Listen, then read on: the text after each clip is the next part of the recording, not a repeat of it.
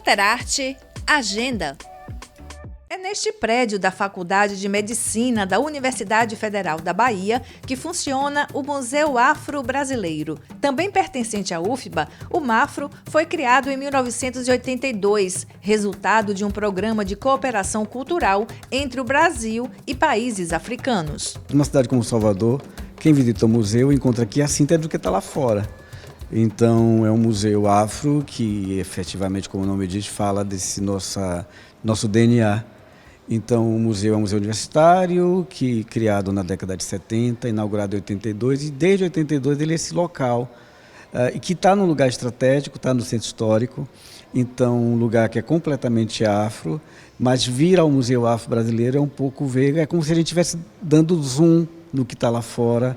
E aqui, por exemplo, a gente é um museu onde a gente fala dessa África tradicional, dessa África relacionada com a África do momento do aprisionamento de homens e mulheres negros para vir para cá. Por exemplo, tem uma África contemporânea, certo, que vai para além do que a gente mostra aqui, que não está aqui, mas a base da nossa cultura, essa cultura tradicional, está relacionada com o que a gente vê aqui. No acervo, roupas, adereços, instrumentos e ferramentas considerados sagrados para as religiões de matriz africana.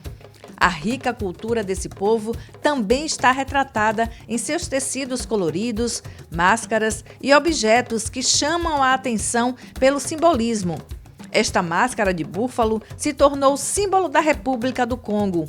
Estátuas comemorativas como esta são colocadas em túmulos de chefes e ancestrais reais. Já este vaso cerimonial é usado para guardar alimentos durante rituais sagrados.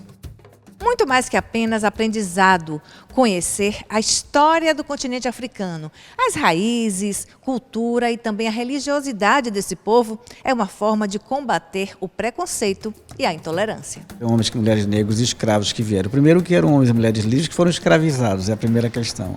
Então, assim, e aí no imaginário nosso, ainda que tenha mudado um pouco, se a gente pensa na escola, é como se fosse um continente selvagem, no nosso imaginário de animais selvagens e tudo. Por exemplo, quando eu falo que vê essa África tradicional, assim, o que a gente tem aqui são objetos relacionados a reinos, esses reinos que foram violentados no século XVI, que foram violentados no século XVII, e suas populações foram dizimadas por conta da escravidão. E essa perspectiva de inferiorização desses corpos negros acaba levando a um fenômeno que ainda hoje ecoa, que é o preconceito.